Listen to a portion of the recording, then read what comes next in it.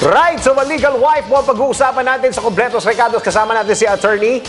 Konting review tayo, Bien? Yun ang mga napag-usapan natin Oo, last week. oo.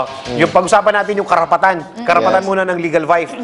Karapatan niya na maging tapat sa kanyang asawa. Yes, of course. Kasi actually, ang number one rights ng isang legal wife and also of a legal husband is to live exclusively with each other. Yeah. So silang dalawa lang. Of course, they should observe mutual love, mutual respect, and fidelity. Babatiin ko muna yung barkada ko na nakatira sa Pangasinan na medyo nawindang. Nawindang Dun sa yung pinag-usapan natin last week, attorney, yung tungkol doon sa katulong.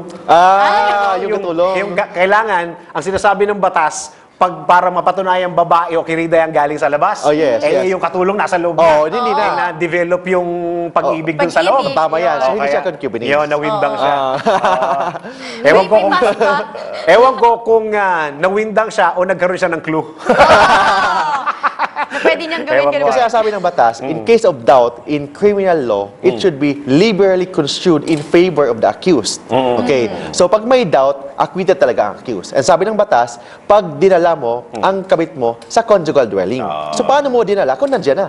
Kasi ang conviction, beyond reasonable Beyond reasonable doubt. And in case of doubt, always, pag criminal law, it should always be construed liberally in favor of the accused. Meron tayong iniwan na usapin nung last week, attorney. Yes. Baka pwede na nating, para Pag-usapan maging ngayon, maintriga yung ating maintriga yung ating umpisa. Pag namatay ang isang balikan natin yung kaso ni Yung Congressman kaso. Iggy Arroyo. Yes, tama. Nabubuhay siya sa anong bansa kanina? Netherlands ba 'yan? Yeah, yes, Oh, yeah. pero Netherlands. Netherlands Sa yata. European area. European Europe. country. Yes. Ngayon, nung namatay si Congressman, yung bangkay, iniwan, hindi ko na masyado nasundan yung balita. Marami na akong kasing na ano. Kanino ba dapat mapunta yung bangkay ng isang lalaki? Pero may legal wife siya dito sa Pilipinas. Okay. Pero may kinakasama siya sa ibang bansa na parang ang tingin ko yata, parang ang tingin yata ng gobyerno na yun mag-asawa na sila. Mag-asawa sila. Okay. Sabi kasi ng batas, it is the right and a duty. So hindi lang right, also a duty of to make arrangement. May mga orders yan. Yung first sa order, legal wife. So legal wife. Legal muna. wife. Okay. Legal wife. Pag muna. wala yung legal wife, yung pangalawang order, yun na yung nearest descendants. Okay? For example, nearest descendants meaning anak. Yung anak na. Okay. Pero hindi ko pa nakikita yung Okay. kilala. Then, kung wala namang anak, nearest ascendant. Meaning, naman? Kapatid? ascendant meaning sa lolo't lola, o father, parents. Pataas na. Okay. Kung wala naman, brother and sister. So una muna yung mga lolo't lola. Oh, yes. Tapos yung brother and Yes. sister. So it means, number one sa order, legal wife. Legal wife po niya. Number one. Teka, may pinag-usapan tayo last week, attorney, na yung kirida, yung illegal wife ang nagpalibing doon sa asawa. Tapos ang desisyon ng Korte Suprema, ng Supreme Court, ipahukay Pahukay. yung bangkay at Uwi. ibigay Sa legal ng wife, then ilibing ulit. ang tanong ko dito, ganun ba talaga katagal yung kaso, attorney? Actually, if you read the law kasi sa Civil Code ng Pilipinas, okay, this is the law, 1930s pa, 1950s pa ito na law. Okay, sabi ng batas, yung pag may namatay, ang unang requirements, ang unang susundin, what is the wish ng isang namatay? Yung wish. Oh, wish ng namatay. Pero kay Congressman Iggy Arroyo, may wish siya nun Oh, yes. na mapunta siya kay ano Oh, yes, tama yan. So, yun ang issue. Wish ba na namatay or yung sa order ng court? Kasi may order po ng kung sino yung maunang magbigay. Order ng court, attorney, hindi ibig sabihin batas yon.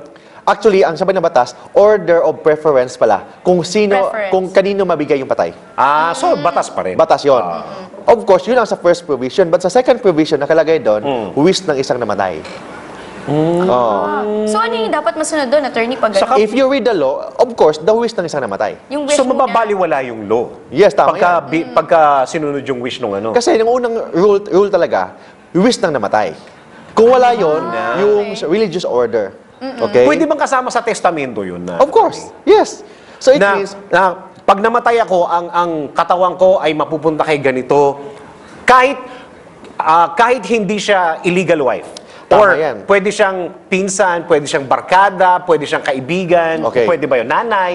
ang sabi ng batas, pag walang agreement, dun sa legal wife. Pag legal walang wife. agreement. Yes. Pero kung may testament na nakalagay na kailangan doon ako ibigay sa illegal wife ko, doon sa illegal wife. Wish talaga na namatay. Yun pa rin talaga yung masusunod. Okay, Oh, so yes. patay pa rin ang masusunod. Of course. Pero kung walang order, walang statement bago siya namatay, of course, yung order na nakasaad mo sa batas ang masusunod. Yung wish pa rin nung namatay. Of course. Pero ang Feel pa ano rin doon niya is, nakakapagtaka kung haba-haba nung ano, yung Paano pinag-uusapan kung tumagal siya natin. ilang taon? Saka ang tagal, bakit pinahukay pa yung bangkay? Bakit hindi ba kailangan ano na lang, kasi Settlement hearing or- pala, Oh, schedule. yes. So, mas maganda, Schedule. pag-usapan na lang. Kasi we should respect yung remains ng isang namatay. Di ba? At least pwede naman pag-usapan yan na hindi na kailangan idaan sa court yan eh. Di ba? Pero kasi pagka ganito, attorney, alam mo, syempre hindi mo Ang ano to dahil batas ka eh. Oh, Ako, yes. yung say ng kirida, yung impluensya niya, yung reputasyon niya maka-question eh. Ah, yes, yes. Pagka binigay yung bangkay doon sa kirida, may reputasyon, may paninindigan, may ipinaglalaban. Ah, yes, tama. Parang deserving parang sa mata ng isang madla, lalong-lalo ng mga Pilipino, kaya nag-wish yung namatay na lalaki na mapunta doon sa kirida dahil mas mahal nung lalaki yung kanyang kirida. Oh, yes, parang ganon. But we should respect ano yung wish ng isang namatay. Yun eh. So, ano man yung wish niya, kailangan yun ang masusunod. But make sure lang, kung ano yung nakasaad sa last will niya, kailangan voluntary. Hindi pa pwedeng na-influence lang siya sa kirida niya. Di ba? Which mean, Teka muna, paano patutunayan naman, attorney? yan kailangan i-prove. Kailangan i-prove yan. Oh. Kasi kailangan yung last will and testament, kung ano nakalagay doon, kailangan voluntary na binigay ng namatay. Hindi po pwedeng malapit na siyang namatay, yung nakasulat sa last will, yung kirida niya, then pinapirma siya, hindi niya alam. So in that case, of course, we should question it. Okay? Oh, ganun yan eh. Kasi ang last will and testament, kailangan clear ang nakalagay doon, and of course, ang namatay, kailangan yung pagsulat niya sa last will and testament, voluntary. And walang force, walang intimidation. Hindi siya pinilit in any form ng Of course, pagpipilit. yes, ganun yan. So, walang force, walang intimidation, walang threat. Kailangan purely and absolutely voluntary. Ano yung form ng pagpipilit? Anong sample nun, attorney? Of course, for example, hindi ibigay yung gamot. Okay, kailangan permahan mo yan. Parang ganon. Oh, yes, of Kailangan course. pag ganun, attorney, may witness. Oh, yes, kailangan. But of course, in every public document, there's a presumption of regularity. So, kung ikaw yung mag-contest yan, you have to prove na iba yung nakalagay sa yung totoo talaga. Kasi in a public document, there's a presumption of authenticity and due execution. So it means kung anong nakalagay Ano sa ibig public sabihin nun, document, valid yan. It means valid yan, there's a presumption na valid, there's a presumption na voluntary yan. So if you want to question it, you have to prove it. Di ba? Yung question ay yung pagpo-prove nasa burden ng nagko-question. Of course, yan. Kasi pag there's already a presumption na valid yan. Doon sa nagko-question, sinong pwede mag-question? Nanay, asawa, anak, sino? Anybody. Anybody like a friend, ganon? No. The tinatawag Nasa na compulsory family ears. lang. Compulsory ears. First, i-question nila yung penmanship. Totoo ba yung perma?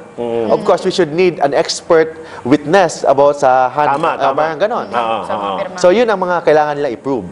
Okay. Sabihin natin na pinilit.